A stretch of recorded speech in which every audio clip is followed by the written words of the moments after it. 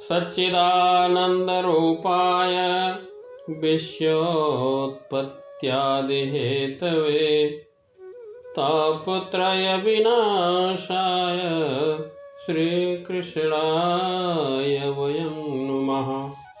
जय श्री कृष्ण। श्री व्यास जी भक्ति योग के द्वारा अपने मन को पूर्णतया एकाग्र और निर्मल करके परमात्मा और उनके आश्रय से रहने वाली माया को देखा। इसी माया से मोहित होकर यह जीव तीनों गुणों से अतीत होने पर भी अपने को त्रिगुणात्मक मान लेता है और इसी मान्यता के कारण होने वाले अनर्थों को भोगता है। इन अनर्थों का शांति का साधन है केवल भगवान की भक्ति, परंतु जीव इस बात को नहीं जानता। यही समझकर महर्षि वेदव्यास जी ने श्रीमद् भागवत की रचना की। इसके सुनने मात्र से पुरुषोत्तम भगवान के प्रति परम प्रेममयी भक्ति हो जाती है, जिससे जीव के शोक, मोह और भय नष्ट हो जाते हैं। इस परम पुराण की रचना करके उन्होंने अपने पुत्र श्री सुखदेव महाराज को पढ़ाया। जिस समय महाभारत युद्ध में कौरव और पांडव दोनों पक्षों के बहुत से वीर वीरगति को प्राप्त हो चुके थे और भीम के गदा के प्रहार से दुर्योधन की जांघ टूट चुकी थी, तब अश्वत्थामा ने दुर्योधन का प्रिय कार्य समझकर द्रौपदी के सोते हुए पुत्रों के सिर काटकर उसे भेंट किया। यह घटना दुर्योधन को भी अच्छी नहीं लगी, क्योंकि ये नीच कर्म है। द्रौपदी अपने पुत्रों का निधन सुनकर अत्यंत दुखी हुई और रोने लगी। अर्जुन ने द्रौपदी को सांत्वना देते हुए कहा, मैं तुम्हारे आंसू तब पोंछूंगा जब उस आतताई अश्वत्थामा का सिर काटकर तुम्हें भेंट करूं और पुत्रों की अंत्येष्टि क्रिया के बाद तुम उस पर पैर रखकर स्नान करोगी। अर्जुन ने अश्वत्थामा को आतताई शब्द का प्रयोग किया। तो आतताई कहते हैं आग लगाने वाला, जहर देने वाला, बुरी नीयत से हाथ में शस्त्र ग्रहण करने वाला, धन लूटने वाला, खेत और स्त्री को छीनने वाला, ये 6 लोग आतताई कहलाते हैं। इसके बाद अर्जुन अपने मित्र भगवान श्री कृष्ण को साथ लिए और अश्वत्थामा के पीछे दौड़ पड़े। बच्चों की हत्या से अश्वत्थामा भी परेशान था। जब उसने दूर से ही देखा कि अर्जुन उसकी तरफ बढ़े आ रहे हैं, तब वह अपने प्राणों की रक्षा के लिए भागता रहा। और जब उसने देखा कि रथ के घोड़े थक गए हैं और मैं बिल्कुल अकेला हूँ, तब उसने ब्रह्मास्त्र का संधान कर दिया।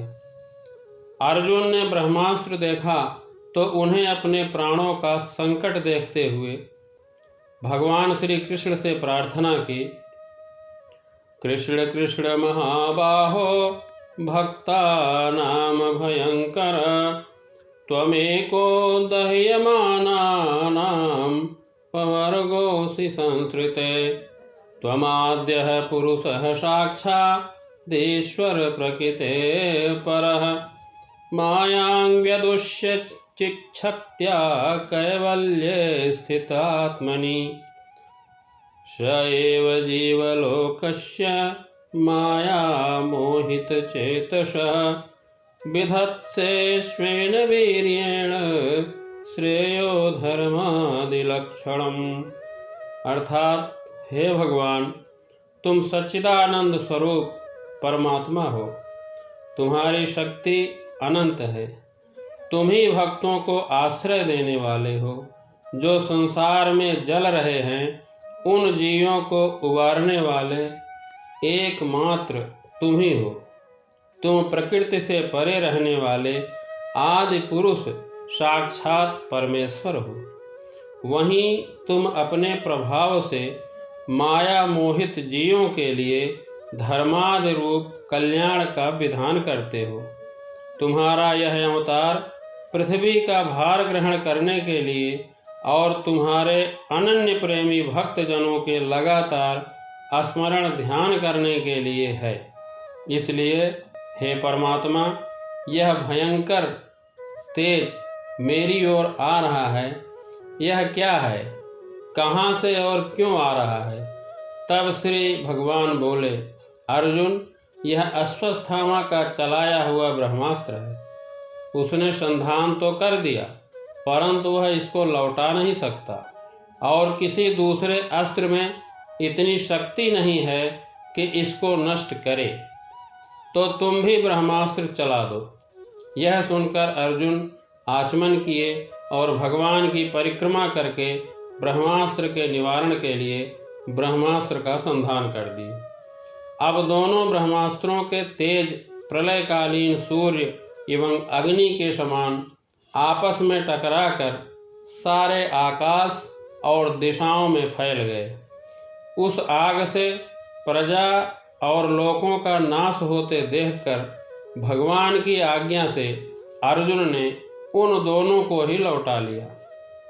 फिर अर्जुन ने उस क्रूर अश्वत्थामा को पकड़ लिया और पशु की तरह रस्सी से बांध लिया। अर्जुन उसे बांधकर अपने शिविर की तरफ ले जाना चाहा। उसी समय भगवान श्री कृष्ण बोले, अर्जुन, इस ब्राह्मणाधम को छोड़ना ठीक नहीं है, इसको मार डालो। ये सोए हुए निरपराध बालकों की हत्या की है। धर्मवेत्ता पुरुष, असावधान, मतवाले, पागल, सोए हुए बालक, स्त्री, अज्ञानी, शरणागत, रथहीन और भयभीत शत्रु को कभी नहीं मारते, परंतु जो दुष्ट और क्रूर पुरुष दूसरों को मारकर अपने प्राणों का पोषण करता है, उसका तो वध ही उचित है, क्योंकि अगर वह जिएगा तो और भी पाप करेगा। और अर्जुन, तुमने मेरे सामने ही द्रौपदी से प्रतिज्ञा की थी कि जिसने तुम्हारे पुत्रों की हत्या की है उसका सिर काट कर ले आऊँगा, इसलिए इसे मार डालो। इतना कहने के बावजूद भी अर्जुन को गुरुपुत्र को मारने की इच्छा नहीं हुई। इसके बाद अश्वत्थामा को रस्सी से बंधा हुआ द्रौपदी को सौंप दिया। जब द्रौपदी ने देखा कि अश्वत्थामा पशु की तरह बांधकर लाया गया है, अपना अनिष्ट करने वाले गुरुपुत्र अश्वत्थामा को इस प्रकार अपमानित देखकर द्रौपदी का कोमल हृदय कृपा से भर आया और उसने अश्वत्थामा को नमस्कार किया। गुरुपुत्र का इस प्रकार बांधकर लाया जाना सती द्रौपदी को सहन नहीं हुआ। उसने कहा, छोड़ दो इन्हें, ये ब्राह्मण हैं, हम लोगों के अत्यंत पूजनीय हैं। द्रौपदी अर्जुन से कह रही हैं, आप तो बड़े धर्मज्ञ हैं, जिस गुरु वंश की नित्य पूजा और वंदना करनी चाहिए उसी को व्यथा पहुंचाना आपके योग्य कार्य नहीं है। जैसे अपने बच्चे के मर जाने पर मैं दुखी होकर रो रही हूँ, वैसे ही इनकी माता गौतमी न रोए। इसके बाद अर्जुन ने अपनी तलवार से अश्वत्थामा के सिर की मणि उसके बालों के साथ उतार ली। इसके बाद उन्होंने रस्सी का बंधन खोलकर उसे शिविर से निकाल दिया। मूड़ देना, धन छीन लेना और स्थान से बाहर निकाल देना, यही अधम ब्राह्मणों का वध है जो अश्वत्थामा के साथ अर्जुन ने की। इसके अलावा किसी भी ब्राह्मण का, चाहे वो कितना भी अपराधी हो, शारीरिक वध नहीं करना चाहिए। जय श्री कृष्ण।